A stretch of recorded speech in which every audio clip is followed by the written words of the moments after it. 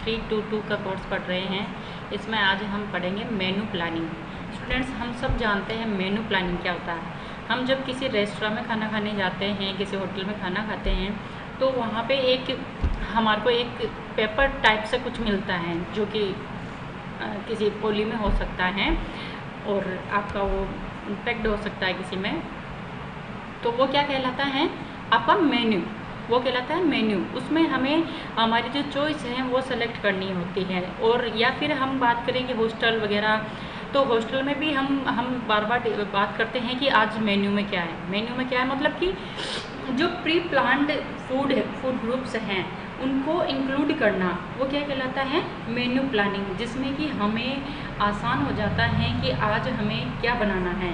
तो वो जो डायरेक्शन देता है वो क्या देता है? मेन्यू देता है आपका। ठीक है, तो आज हम मेन्यू प्लानिंग पढ़ेंगे। आपके डेफिनेशन में भी दिया है कि मेन्यू प्लानिंग क्या है कि menu planning involves deciding what to eat daily at each मील।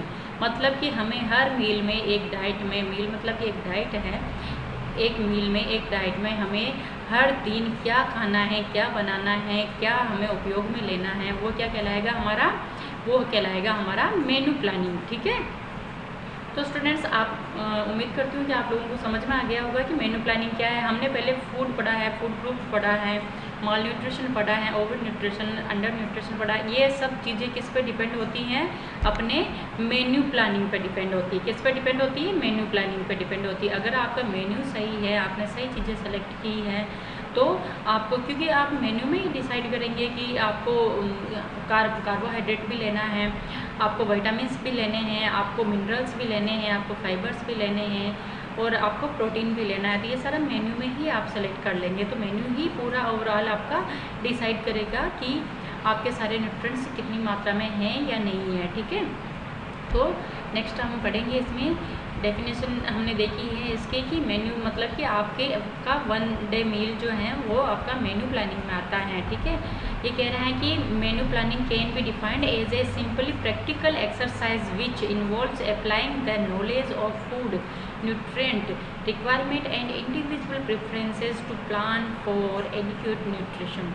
बिल्कुल सही है कि आप अपनी जो पर डे की जो हमारी अपनी प्लानिंग है, पर डे की जो अपनी चॉइस है, हर एक इंसान की प्रेफरेंस के अकॉर्डिंग मेन्यू प्लानिंग होता है। ठीक है, ये तो अपन जानते ही हैं, हर एक इंसान के प्रेफरेंस के अकॉर्डिंग मेन्यू प्लानिंग होता है। ठीक है, अब कुछ चीज़ें ये हैं कि ऑब्जेक्टिव अपने को क्या ध्यान रख, मेन्यू प्लानिंग करते हुए हमें कुछ उद्देश्यों की पालना करनी होती है स्टूडेंट्स से।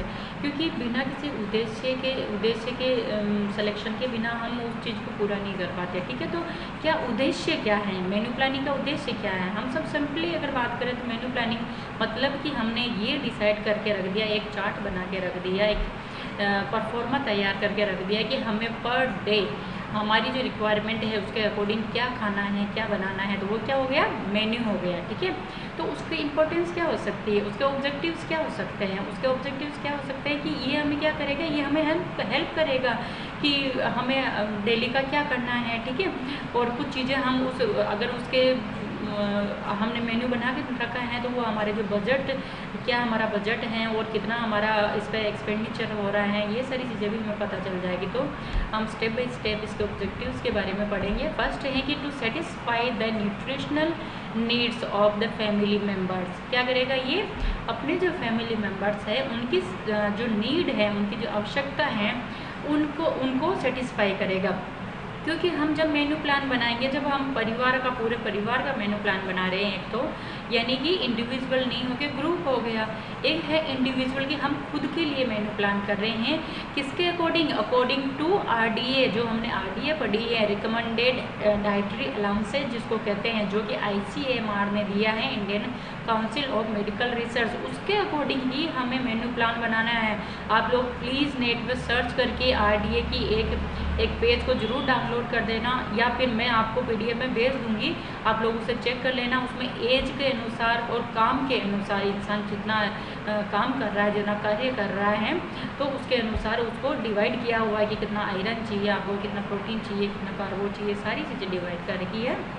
जितने भी आपके न्यूट्रिएंट्स हैं वो सारे के सारे आपको डिवाइड कर रखे हैं, तो वो सारे आप देख लेना। तो उसी के आधार पे आपका मेन्यू प्लान बनता है। तो ये कह रहे हैं कि to satisfy the nutritional needs of the family members, मतलब कि आपको फैमिली मेम्बर्स की नीड्स के और उनकी एज के, उनके ऑक्यूपेशन के आधार पे आपको मेन्यू प्लानिंग करनी। ऑक्यूपेशन के आधार पे वही मैं आपको बता रही हूँ कि उनका जो कार्य है, मतलब उनकी एनर्जी कितनी लॉस्ट हो रही है, वो सेडेंट्री वर्कर है, हेवी वर्कर है या मॉडरेट वर्कर है, किस टाइप के वर्कर हैं उसके आधार पे। जैसे कि एक बैंक का जो वर्कर है वो क्या उनका ज़्यादा सिटिंग का काम है, ठीक है, और एक कोई लेबर है तो उनका उनकी बॉडी, उनकी मांसपेशियाँ ज़्यादा यूज़ होती है, ठीक है, तो उनको प्रोटीन की भी ज़्यादा ज़रूरत होगी, एनर्जी की भी ज़्यादा ज़रूरत होगी। तो इस तरह से, और अगर हम जो सिटिंग वाला जो कार्य है उसको अगर हम ज़्यादा फैटी चीज़ें दे दें, ये सारी चीज़ें दे दें तो उनको,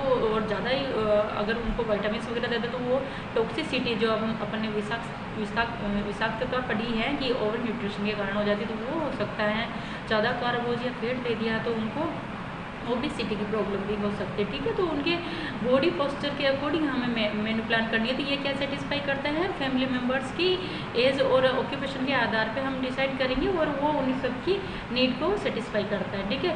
keep expenditure with in your families food budget, क्या करता है, हम जो भी खर्च कर रहे हैं अपनी जो फैमिली का जो बजट है उसके आधार पे हम उस चीज़ को डिसाइड कर पाएंगे, ठीक है। पहले अपन ने मेन्यू प्लान बना लिया है कि 7 दिन में हमें आज ये बनाना है, आज ये अमाउंट हमें बनाना है, तो हमें पता चल जाएगा कि हमारा जो एक्सपेंडिचर है, हमारा जो खर्चा है, उसके अकॉर्डिंग हम सब कुछ डिसाइड कर रहे हैं या नहीं कर रहे हैं, ठीक है। ये भी हमें पता चल जाएगा, पूरा 7 दिन का हमें पता चल जाएगा, महीने का पता चल जाएगा, ठीक है। To decide amounts of foods to be purchased from each food group, यही बात है कि हमें क्या करना है कि हमारे जो 5 फूड ग्रुप है, हमने पहले पढ़ा है हमारे फूड ग्रुप कितने हैं, फूड ग्रुप हमने पढ़ा है ICMR के अकॉर्डिंग, तो 5 ग्रुप है अपने, कितने हैं, 5 है food group.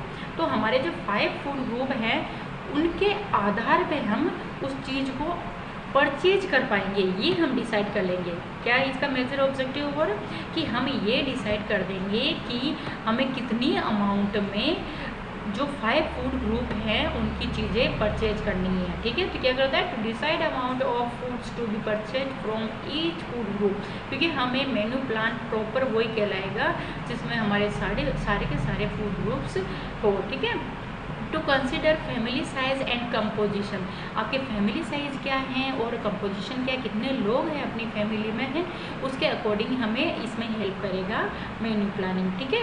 To consider food storage space and conditions of storage to decide how often you need to purchase various foods, मतलब कि हमारे पास फूड स्टोरेज की फैसिलिटी कितनी है, ठीक है। ये भी हमें, इसके बारे में भी हमें हेल्प मिलेगी, ये भी हम डिसाइड कर पाएंगे मेन्यू प्लानिंग करने से कि हमारे पास स्पेस कितना है, कि हमें हमारे किचन में या हमारे जो स्टोर रूम में वहाँ पे स्पेस कितना है, उसके अकॉर्डिंग ही तो फिर हम प्लानिंग करेंगे, ठीक है। तो उसमें भी ये हेल्प करेगा। देन नेक्स्ट है स्टूडेंट्स की prepare a food purchase list taking the food preferences of members into accounts of their choice, ठीक है। क्या करेगा ये, अपनी परचेज लिस्ट तैयार कर देगा और लोगों की प्रेफरेंस के अकॉर्डिंग, ठीक है। यूज़ मेथड्स ऑफ, क्योंकि अपनी पूरी फैमिली में अगर 15 लोग हैं तो 15 लोगों की एक ही प्रेफरेंस तो नहीं हो सकती है ना, तो लेकिन ज़रूरी नहीं कि उनकी प्रेफरेंस पे ही मेन्यू प्लानिंग बने, क्योंकि अगर कोई कह दे कि मुझे फ्रूट्स पसंद ही नहीं, अगर फ्रूट्स नहीं खाएंगे तो उनको विटामिन्स कैसे मिलेंगे, ठीक है, सारे विटामिन्स क्योंकि फ्रूट सोर्स है, ठीक है। तो ये सारी चीज़ें अपने को लिस्ट बन जाती है, ठीक है।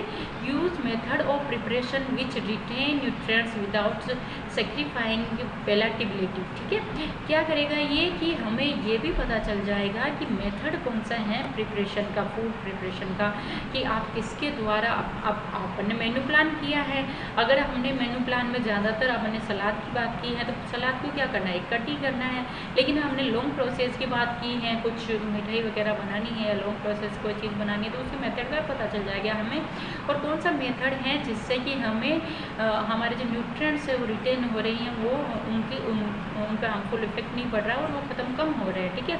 तो ये भी हमें पता चल गया। Serve meals which are appetizing and attractive and fit in the schedule of the members. ठीक है, हम अपने जो घर में जो मेंबर हैं उनके अकॉर्डिंग अपनी मील को एक सेट में बना सकते हैं, उनको अट्रैक्टिव बना सकते हैं। ठीक है, last one is manage the time energy and available materials efficiently with the help of the family members. क्या करेंगे हम जब मेनू प्लानिंग कर रहे हैं तो हम टाइम भी सेव हो जाएगा, क्योंकि हमें हर दिन सोचने की ज़रूरत नहीं है कि हम क्या बनाएं क्या खाएं। ठीक है, एनर्जी भी सेव हो जाएगी क्योंकि एक ही बार में कर रहे हैं, हमें बार बार विचारने की ज़रूरत नहीं है। और अवेलेबल मटेरियल जब हम मेन्यू प्लानिंग कर रहे हैं तो अपने को ये भी पता चल जाएगा, अच्छा मेरे पास दाल है या मूंगफली है जिसमें थायमिन काफ़ी मात्रा में मिलता है, आपको पता है, तो ऐसे दाल है, मूंगफली है, बेसन है, क्या अपने पास है सोर्सेज, वो सारी चीज़ें हमें पता चल जाएगा। ठीक है, तो इसमें हमारे को हेल्प मिलेगी। ठीक है स्टूडेंट्स, देन नेक्स्ट बात करेंगे हम नेक्स्ट क्लास में कि फैक्टर्स कौन कौन से फैक्टर्स हैं जो आपकी मेन्यू प्लानिंग को अफेक्ट कर सकते हैं। ठीक है, तो आज के लिए इतना ही। Thank you so much.